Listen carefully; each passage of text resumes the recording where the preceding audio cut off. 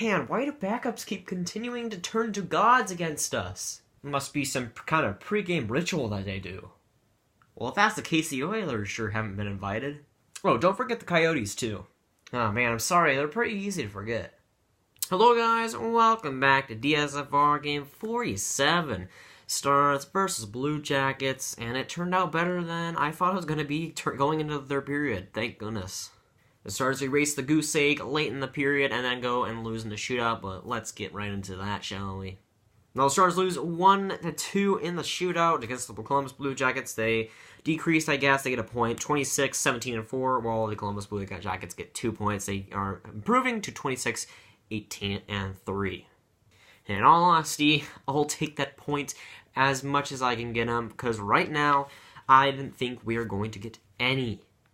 Now, big note here, Dylan Hetherington making his NHL debut against the team that drafted him 50th overall in the 2013 draft. Finally makes his NHL debut against his former team. Now, my thoughts on him, of course I was watching the game, so I'm going to give my thoughts on it.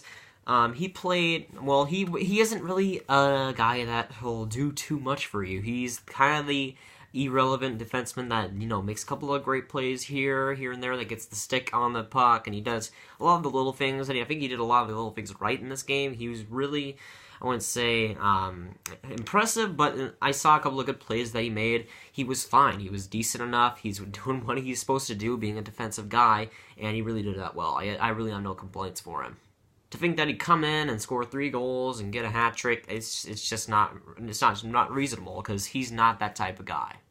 Foligno gets loads of room in front, and then Bishop just waves the hand and gets the glove on, thankfully. That could have been 1-0 Columbus a lot quicker than it ended up being.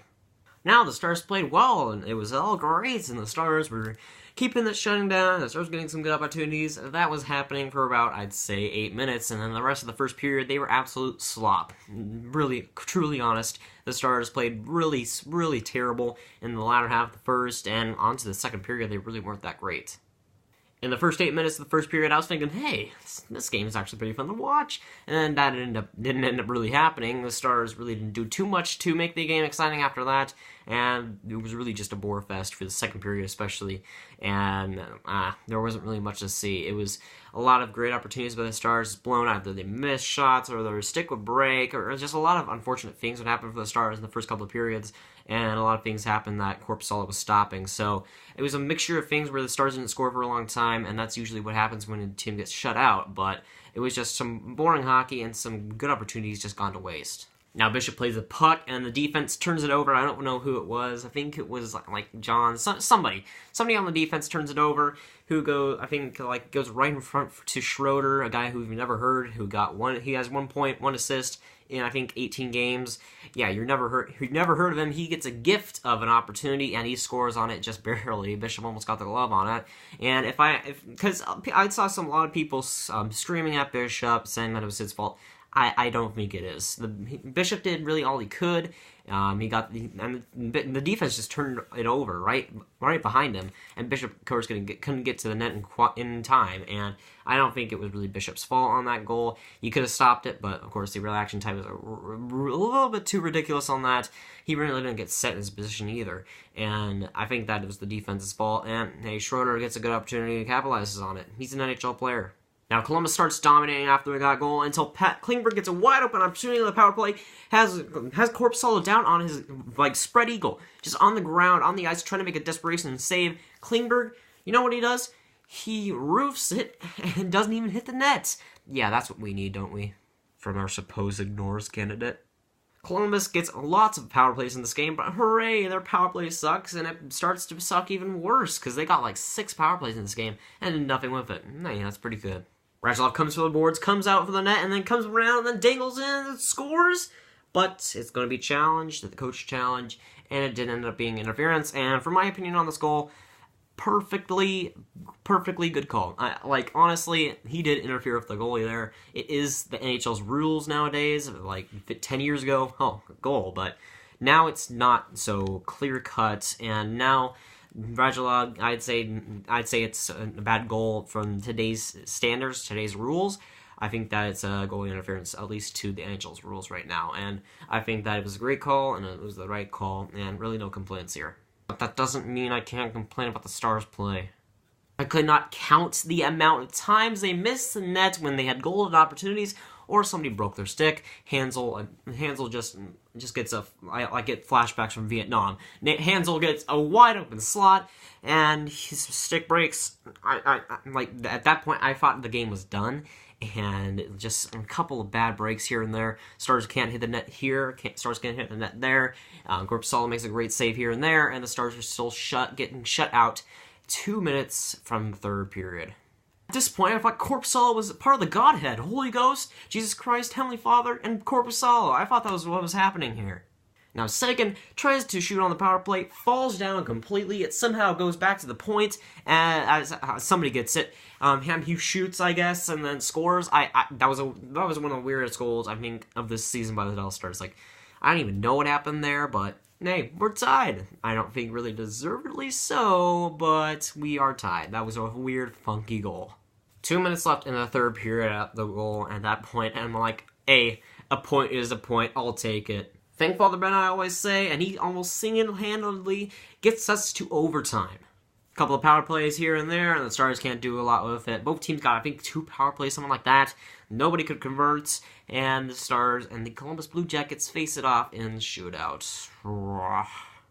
There was exactly 1 goal in the shootout. Panarin shoots and makes a pretty decent move, admittedly, on Bishop, and nobody else scores. Whoopee.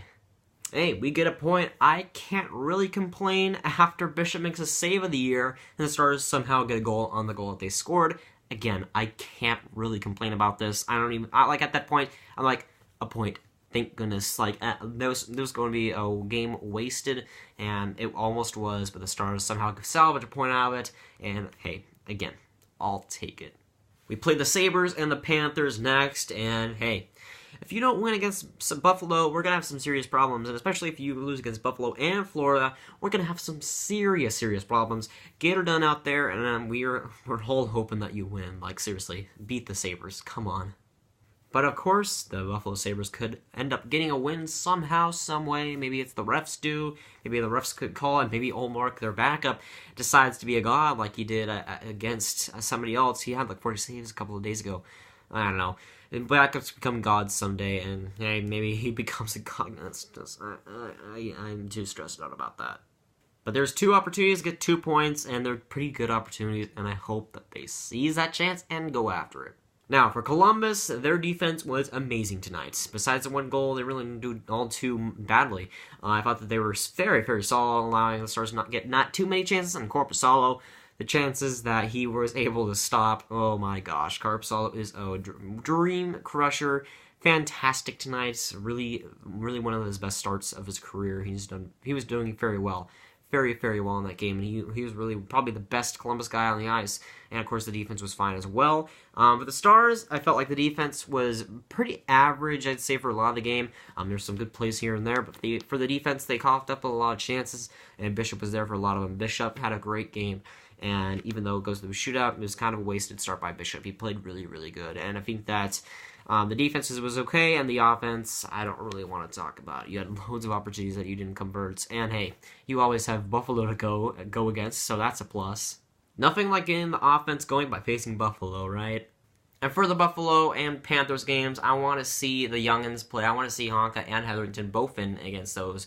Against Buffalo especially, I want to see the young guys get a chance against the bad teams, and I want to see, like, Mathot get played against a better opponent. I just want to see the young guys get a chance, and get a chance against a bad opponent. It'll definitely help their steam and definitely help their play.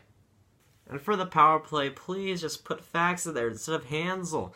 You just put Fax instead of Hansel on the power play, gets a little bit better. Like, having Hansel on the power play, I know he had a good season last year, but then he completely quieted down with the Minnesota Wild. Why are you having him on the power play? He isn't really even that great at tipping things in. He's not really that presence guy in front of the net. You think he would be, but he really isn't that guy in front of the net. He isn't up there a lot. He's more like a boards guy. So I just don't see the reason for having Hansel on the power play. He really doesn't do a whole lot for you. And Faxa, he's young, he's got the upside, he's got a good shot when he wants to, and he's got a good pass. He's a really good passer. So I don't know why you don't have Faxa in there instead of Hansel. It's just a complaint I've had for the whole season, and like whenever Hansel's in, I just don't get why he's on the power play instead of Faxa. Like that's an ideal fit right there, but Hitch doesn't do it. A lot of things I do agree with Hitch putting a lot of guys in the right places, but for Hansel on the power play, that's just the biggest nitpick for me. That's good for today, guys. Get into it and make sure to like. If you guys really enjoy it, subscribe, hit that bell if you haven't, and I'll see you guys later. Goodbye.